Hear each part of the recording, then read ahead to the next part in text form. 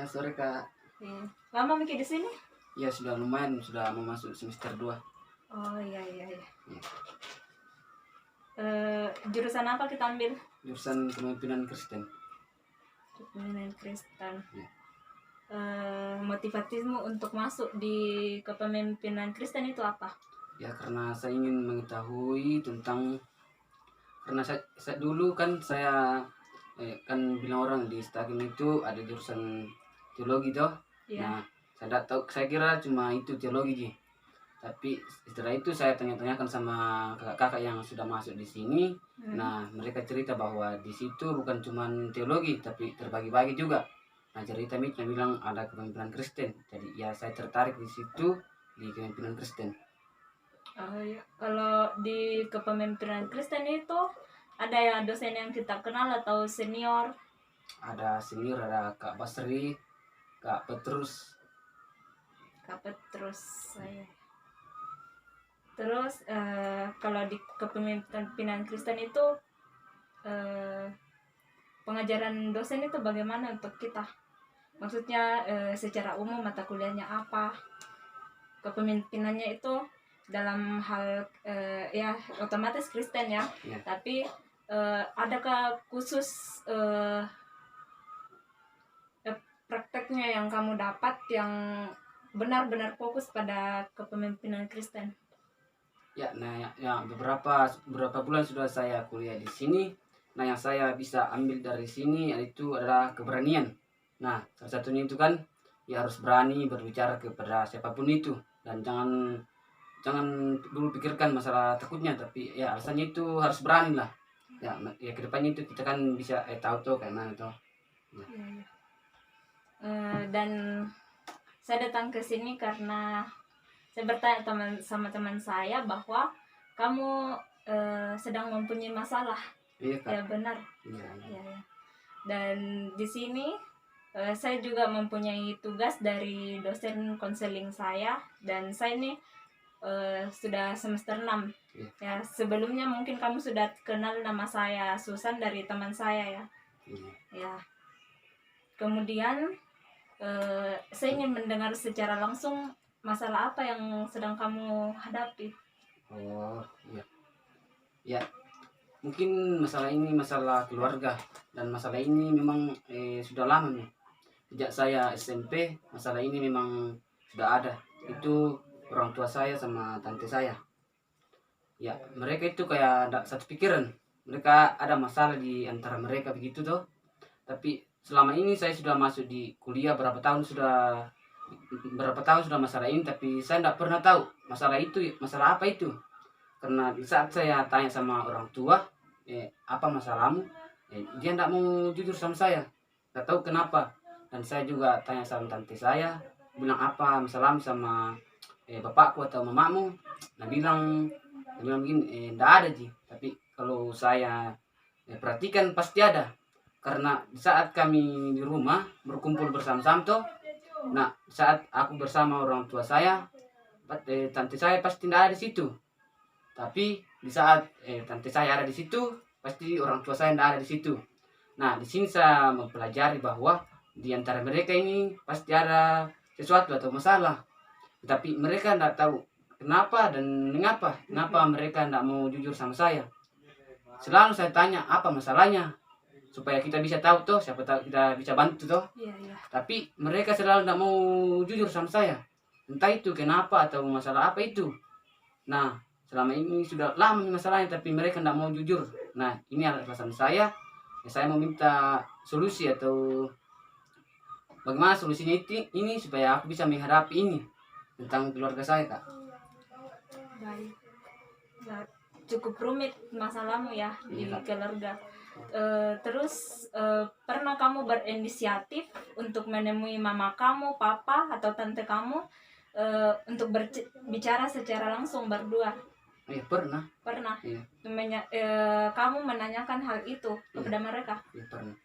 Terus jawaban mereka ya cuman itu tadi ya, nggak ada. Iya. Nah, bahkan pernah aku dapat di rumah mereka bertengkar sama tante saya dan bapak saya. Tapi di saat saya datang di tengah-tengah mereka malah diam. kayak mau sembunyiin itu, sembunyiin itu masalahnya. Nah di situ tante saya langsung keluar dari rumah. Jadi makanya saya pusing bagaimana menghadapi ini. Hmm. Sebelum jauh bagaimana cara menyelesaikannya, saya juga mau bertanya lagi sedikit di Iya Kak. ya perasaan kamu saat mereka kayak tidak berbicara langsung, saling menghindari, perasaan kamu itu bagaimana sebagai anak atau sebagai keponakan atau dalam hal keluarga besar dari keturunan nenek kakek saat berkumpul bersama itu perasaan kamu bagaimana? Ya, perasaan saya itu kayak kayak enggak enak bang begitu. Karena saya tuh mau tahu bang alasannya, supaya seandainya itu saya bisa tahu alasannya.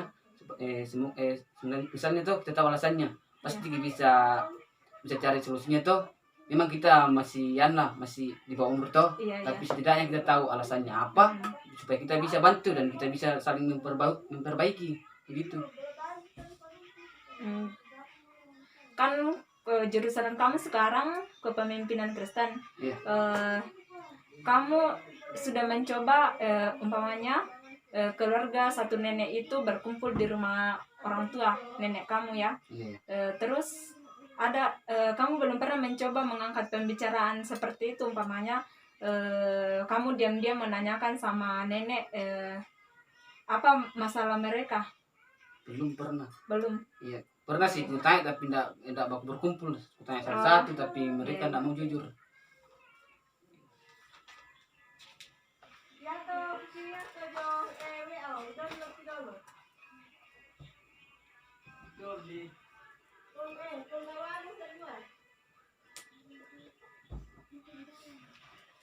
Ini kan masalah kamu sudah berangkat dari SMP. Iya sudah lama berapa tahun ini. Oh, iya. Terus setelah kamu masuk di Institut Agama Kristen Negeri Toraja itu, kamu masih merasakan hal yang masih sesak begitu menghadapi masalah keluarga kamu? Iya sering. Sering ya. Iya. Makanya itu kalau misalnya pulang kampung atau makanya karena sebentar dia di kampung karena ya begitu karena enggak enak bang dirasa tuh karena keluarga yang enggak satu pikiran begitu. Kayak enggak sebentar di sana baru pulang lagi ke sini. Baik, saya cukup memahami masalah yang sedang kamu hadapi. Terus cukup berat ya. Kalau saya sendiri pasti sebagai umpamanya kamu saya di posisi kamu pasti saya merasa tertekan ya bertemu dengan tante kan. Yang mengalami masalah itu tante kamu dan orang tua ya. Cukup berat dan saya pikir itu membutuhkan waktu yang sangat lama untuk menyelesaikannya. Coba kamu datangi satu persatu orang tua kamu ya, entah itu mama duluan atau bapak, setelah itu kedua-duanya kamu coba arahkan mereka bahwa kamu itu melihat ada kejanggalan di antara mereka, ada kejanggalan antara orang tua kamu dengan tante ya. Coba kamu ceritakan apa yang kamu rasakan melihat keadaan itu. Coba kamu ceritakan ke mama kamu, ke papa kamu bahwa hal itu sangat berat bagi saya. Hal itu membuat saya merasa tidak enak di dalam keluarga. Siapa tahu saja mereka mau menceritakan masalah yang mereka hadapi, masalah yang membuat mereka tidak akur. Iya ya. Kemudian kamu coba mendatangi tante kamu, terus atas nama mama papa kamu itu kamu meminta maaf atas kejanggalan atau ada coba kamu ceritakan perasaan kamu saat tante kamu itu dan orang tua kamu bertemu. Bilang ke mereka, saya tidak enak melihat keadaan ini, saya tidak merasa apa ya, merasakan ada sesuatu yang eh, janggal di antara mereka, ya coba kamu atas nama mama kamu minta maaf jika ada kesalahan mereka, orang tua kamu, terus meminta tolong kepada tante kamu. Siapa tahu cerita yang dari orang tua kamu berbeda dengan cerita tante kamu, kan bisa saja terjadi. Kan di situ tidak ada kejujuran, tidak ada kejujuran dalam keluarga. Padahal dalam keluarga itu kita membutuhkan kejujuran hati seorang anak, perasaan seorang anak itu bagaimana, ya kita harus jujur sama orang tua kita, sama orang-orang yang dekat dengan kita, terutama keluarga besar kita.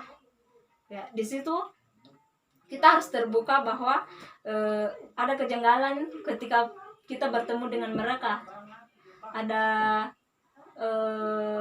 sesuatu yang tidak biasanya terjadi, dan itu tidak terjadi sejak kamu lahir, tapi terjadi saat kamu SMP ya, ya saat kamu SMP. Terus bilang ke mereka bahwa ini tidak biasanya terjadi dalam keluarga kita. Ya mungkin ketemu biasanya dari SD atau pertengahan SMP akur-akur di keluarga tak toh. Mungkin kamu ceritakan bagaimana perasaan kamu sebelum hal itu terjadi. Ya mereka saling menghindari mungkin. Ya kamu melihat perubahan-perubahan itu. Ya, coba kamu ceritakan semua kepada mereka. Ya mungkin setelah kamu jujur bagaimana perasaan kamu, ada ketidakenakan, kejanggalan yang terjadi dalam keluarga kamu, terus pasti mereka akan jujur sama kamu. Ya coba tanyakan kepada yang bersangkutan, ya ke beberapa orang tua kamu, pasti mereka akan menceritakan semuanya. Entah itu berbeda, tapi setelah itu coba kamu pertemukan mereka. Kamu harus berani, karena kamu adalah seorang pemimpin, ya pemimpin Kristen. Ya Kristen itu berintegritas pada Kristus. Kristus mengatakan bahwa kepada kita bahwa kita harus memberitakan kasih, ya sebagai orang percaya itu kasih itu biasanya menegur, ya menceritakan kebenaran. Nah di situ pasti terjadi terjadi penerimaan. Mereka akan menerima bahwa betul mereka sedang mengalami masalah, mereka menyembunyikan dan tidak ada kejujuran dalam keluarga. Apalagi kamu sebagai seorang anak pasti ingin mengetahui masalah-masalah apa yang terjadi dalam keluarga kamu, ya kan? Ya itu bentuk dari kasih adalah menegur bahwa ada kesalahan yang terjadi. Ya kamu mengasihi orang tua kamu mengasihi tante kamu, keluarga besar kamu, ya dengan cara mempertemukan mereka. Ya. Coba kamu renungkan lagi. Nah misalnya itu Kak, kalau misalnya saya sudah kumpulkan di keluarga saya dan saya mau tanya, tapi alasan mereka itu tetap tidak jujur, bagaimana lagi caranya mau menghadapinya itu? Ya saya pikir kamu juga harus terlibat dalam doa pribadi. Doa pribadi bagaimana ketika mereka tidak jujur, tetap tidak mau akur, doakan mereka, terus panggil, kan kamu masih dekat dengan tante kamu kan? Iya. Ya masih dekat, panggil untuk berdoa bersama. Kalaupun orang tua kamu tidak mau, pasti tante kamu akan mau. Terus kedua orang tua kamu juga kamu panggil berdoa bersama. Ya saya juga pernah mengalami hal yang kurang lebih serupa. Ya saya mendatangi kakak saya, mendoakannya supaya mau jujur sama kedua orang tua saya. Kan saya dulu SMA di Polewali bersama kakak saya, dan di situ dia bergaul secara bebas. saya merasa tidak enak dan merasa sulit menerima itu kan.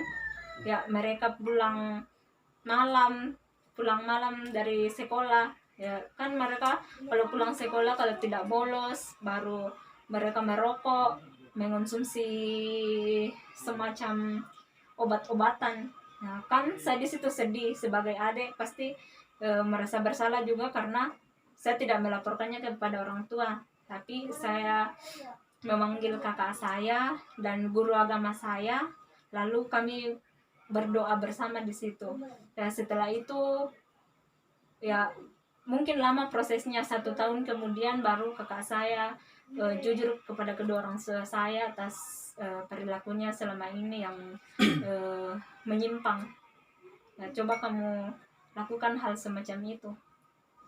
Nah, buat saya ini kak karena misalnya tuh saya ada di kampung tuh, Ya. mereka itu kayak ndak ada di masalah begitu kalau misalnya saya ada. Tapi kalau misalnya mereka ndak lihat saya atau saya sudah di sini tuh, mereka kayak ndak anu lagi tuh, kayak ndak akrab begitu nih. Nah ini karena susah sekali buat saya nih.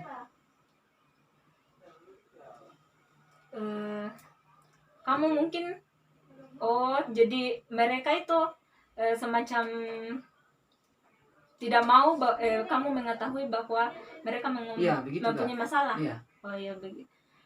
Coba kamu kan tadi kakak sudah bilang kamu harus jujur. Ya, kamu jujur bahwa kamu merasakan ada kesalahpahaman antara mereka. Ya, kamu jujur bahwa mungkin mereka tidak mau kalau kamu tahu. Ya. Coba ceritakan semua hal itu pada mereka bahwa kamu merasakan hal yang benar-benar berbeda dari sebelumnya. Jadi harus diceritakan, Dek. Iya. Kan di antara keluarga itu harus ada kejujuran. Iya. Ya, kejujuran yang paling utama dalam keluarga. Apapun yang kamu alami selama kamu di IAKN sekolah itu, masalah apapun yang kamu hadapi juga kamu harus ceritakan kepada mereka. Apalagi yang soal mereka, kamu ceritakan bagaimana perasaan kamu atas ketidaknyamanan kamu terhadap tante saat orang tua kamu dan dia bertemu.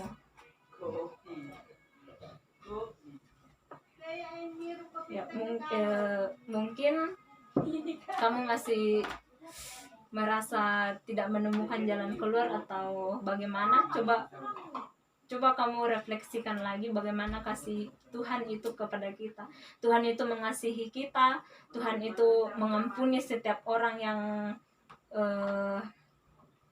yang mau benar-benar berubah. Ya, kamu sebagai orang Kristen, kamu sebagai mahasiswa di bidang teologi, dan sekarang kamu mengambil jurusan kepemimpinan Kristen, kamu harus berani memimpin mereka ke jalan yang benar.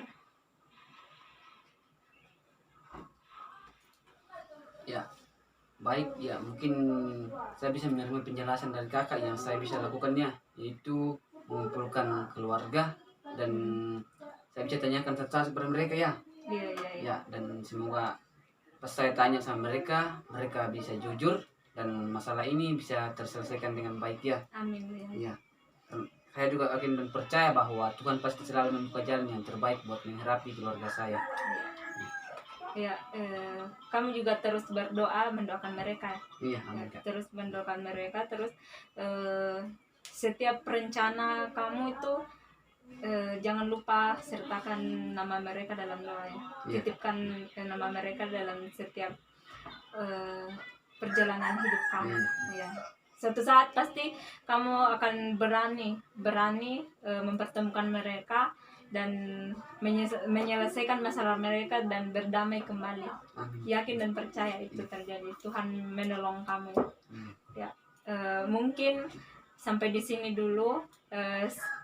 Jika ada waktu kamu untuk bertemu kakak lagi, pasti kakak akan memberikan sharing atau penguatan yang mungkin kamu sendiri tahu bahwa sekolah kita itu berintegritas pada spiritualitas ya. Mungkin kamu sudah tahu, pasti kita akan selalu mengingatkan sesama mahasiswa di sini ya.